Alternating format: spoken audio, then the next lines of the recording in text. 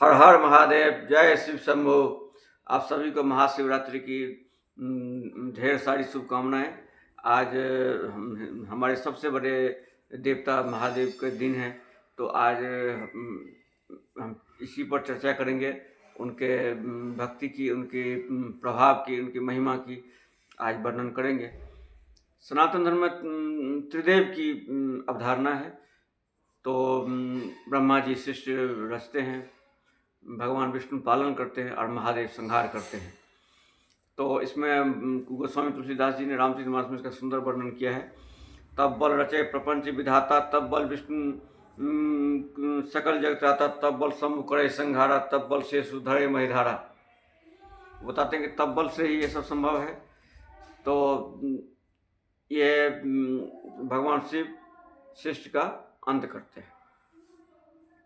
सृष्टि में अपने यहाँ सृष्टि की जो गणना है उसमें ये जो माना जाता है कि 4 युग है, जिनका कुल जो है जो 43,20,000 वर्ष है।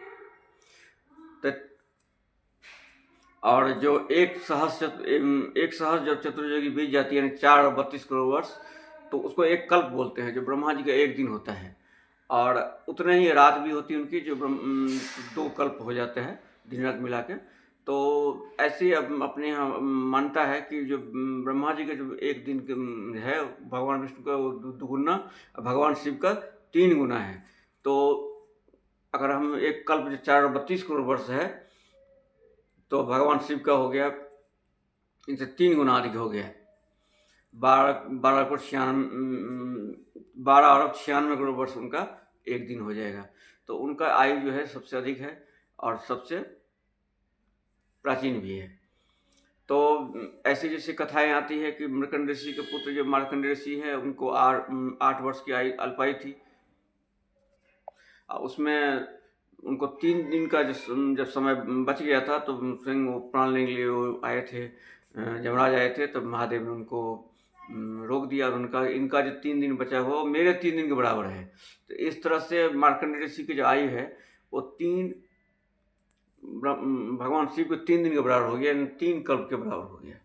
इसीलिए एक मार्कंडेय ऋषि ऐसे ऋषि है जो पिछले कल्प की जानकारी रखते हैं। तो इसलिए मार्कंडेय पुराण में जो माँ दुर्गा की उसकी सारी जो स्तुति जो दुर्गा स्तुति हम पाठ करते हैं, मार्कंडेय ऋषि ने कहा है, क्योंकि उनको पूर्व जन्म की पिछले कल्प की भी उनकी जानकारी है। तो ऐसे महादेव हैं। महादेव में जो देवता है और असुर दोनों इनको पूजते हैं।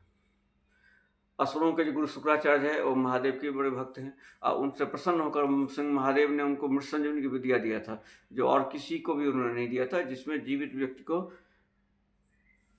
क्षमा करें, मृत व्यक्ति को जीवित करने का उसमें विद्या है, और वो मृत संजीवनी विद्या उन्होंने दिया था। अधिकांश जो अपने यहाँ विद्याएँ हैं वो सब महादेव ही उनके प्रणेता माने जाते हैं। उन्हीं के डमरू से जो अक्षर आया था, जो अयुरिलिक जो सब अपना जो वर्णमाला है संस्कृत का, वो भी उनके डमरू से माना जाता है। हमारी जो सबसे पवित्र नदी गंगा है, उनके जटा से निकलती है। फिर उनको इस सारे जो ज्ञान विज्ञान है, बड़े बड़े नाद, उनका सभी जो संगीत की विद्या भी उन्हीं से माना जाता है। उनको ऑर्डरधानी भी कहा जाता है। वो सब भक्तों को शीघ्र ही प्रसन्न हो जाते हैं। तो ऐसा माना जाता है उनका 12 ज्योतिर्लिंग है जो उनका स्थापना है, उनका प्रतिष्ठा है किया जाता है, और उन पर माना जाता है कि स्वयं उनका अपना वास है। एक तो कैलाश पर्वत उनका वास है। आज भी कैलाश पर्वत सभी के लिए, इतने विज्ञान प्रकट होने के बाद भी सबके लिए रहस्य की कैलाश पर्वत आज भी रहस्य है, और कोई भी पर्वतारोही उस पर अभी तक उस पर आरोह नहीं कर पाए। तो अब हम जो 12 ज्योतिर्लिंग का जो है एक श्लोक हम इस पर पढ़ेंगे। सौराष्ट्रे सोमनाथं च श्रीशैलं मल्लिकार्जुनं उज्जयिन्यां महाकाल ओंकारं ममलेश्वरं प्रलयं वैजनाथं च उज्जयिनीं भीमशंकरं सेतुबन्धं रामेशं नागेशं दारुकावने वाराणस्यां तु विश्वेशं त्र्यंबकं गौतमी तटे हिमालये तु केदारं कृष्णे च शिवालये एतां ज्योतिर्लिंगानां सायं प्रातः पठन् नरः सप्त जन्म कृतं पापं अस्मरणे विनश्यति। तो ये उनका द्वादश ज्योतिर्लिंग है जो 12 जगहों पर है। इसमें एक उसमें सोमनाथ में है जो पहला है, प्रथम सोमनाथ है। दूसरा जो है इनका मल्लिकार्जुन में है, श्रीशैल मल्लिकार्जुन उज्जैन महाकाल में है। उसके बाद इनका बैद्यनाथ धाम में एक इनका है, इनका दारुकावन में नागेश्वर है, फिर काशी विश्वनाथ है, और केदारनाथ में है, और सेतुबंध रामेश्वरम में है। तो ये 12 ज्योतिर्लिंग है जो सनातन धर्म के बहुत बड़े सबसे बड़े तीर्थों में से एक है, और भारत देश को एकता करने के लिए और पूरी सनातन धर्म को, सनातनी हिंदुओं को जोड़ने के लिए बहुत बड़ा ये केंद्र है। तो उनको सभी भगवान शंकर को सभी शस्त्रों का, सभी विद्याओं का भी सबसे ज्ञाता माना जाता है। उनके साथ माता शक्ति का जो उनके जो एक साथ स्वरूप है, जिसे अर्धनारीश्वर कहते हैं, जिससे सभी संसार विशिष्टियों का उत्पत्ति माना गया है। अब जो बातें जो उनको सब अति विशिष्ट और सबसे प्रमुख बनाती है, उनमें एक बहुत सारी कथाएं उनके साथ। कई बार माना जाता है कि जो एक बार वो माता सती से साथ बैठे थे, तो जब भगवान राम को जब उन्होंने प्रणाम किया तो उन्होंने पूछा उनको उत्कंठा जाके, आप तो सबसे बड़े देवता है, आप क्यों प्रणाम करते? बोले नहीं, वो हमारे भी देवता है। तो फिर लेकिन सती को जिज्ञासा जागी, फिर उन्होंने वेश बदल कर चले गए और श्री राम के पास पहुँच गए, माता सीता को रूप धरकर। फिर श्री राम जी उनको देखा, उनको प्रणाम करके बोला, अकेले क्यों आए, वो कहाँ है, वो महादेव जी कहाँ हैं? तो सती बहुत लज्जित हो गई। फिर वो आए, फिर उनको भगवान शिव अंतर्मन से उनको त्याग दिया। तो ये बात माता समझ गई। तो फिर जब उनके पिता दक्ष प्रजापति ने जो यज्ञ किया था, उस यज्ञ में वो अपने आप को, उनको शिव जी को भागने देकर वो अपने आप को होम कर दिया।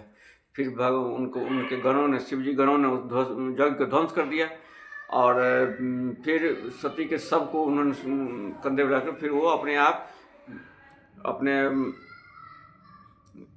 तांडव रूप में आ गए। फिर भगवान विष्णु ने उनके जो माता के जो शव था, उनको 51 खंडों में काट कर हर जगह धरती में बिखेर दिया। वही 51 जो खंड है वही शक्तिपीठ के रूप में है। फिर वो बैराग में आ गए, फिर भगवान शिव बैराग में आ गए। फिर उन्होंने वो तपस्या में अपने ध्यान में लीन हो गए। फिर जब तारकासुर, ये जो वृत्तासुर का जब बढ़ने लगा प्रकोप और उसका आतंक बढ़ने लगा, तो सबको उसके बारे में ये था कि महादेव के जो पुत्र होंगे वही इनको मार सकते हैं। फिर देवता ने बहुत प्रयत्न किया, लेकिन उनका ध्यान नहीं हुआ, तो उन्होंने कामदेव को भेजा। कामदेव को उन्होंने भस्म कर दिया। फिर बाद में उनके पत्नी रति को उन्होंने अपना आशीर्वाद भी दिया। फिर जब माता सती जब पार्वती के रूप में आई हिमालय के यहाँ, तो उन्होंने भगवान शिव को अपने पति के रूप में पाने के लिए अपने 10 सहस्र वर्ष तक उन्होंने तपस्या किया। और इसमें उन्होंने बिना किसी परना के, बिना किसी भोजन किए हुए उन्होंने तपस्या किए थे, इसलिए उनका नाम अपर्णा पड़ा। और इस तरह से उन्होंने अपने पति के रूप में पाने के लिए उन्होंने इतना लंबा तपस्या किया। फिर महादेव से के साथ उनका विवाह हुआ। इसलिए हमारे सनातन धर्म में आज भी जो कुमारी कन्या है महादेव को प्रसन्न करती हैं। और बाद में जैसे सीता माता हो या रुक्मिणी हो, उन्होंने भी माता गिरिजा पार्वती माता का आशीर्वाद लिया था, ताकि अपने जो इच्छित जो मनवांछित वर प्राप्त कर सके। तो उनकी बहुत सारी महिमा है, और हमारे जैसे तुच्छ लोगों के बस की बात नहीं है उनकी इतनी बड़ी महिमा गाई है। लेकिन थोड़ा बहुत हम चाहते थे कि उनकी थोड़ा बहुत महिमा गाया जा सके। और उनका इतना विराट और उनका विराट जो उनका स्वरूप है, उनका इतना सारा, इतने बड़े देवता हैं, इतने बड़े उनका प्रभाव है, इतने उनका प्रताप है, तो उसको शब्दों में बयान नहीं किया जा सकता है।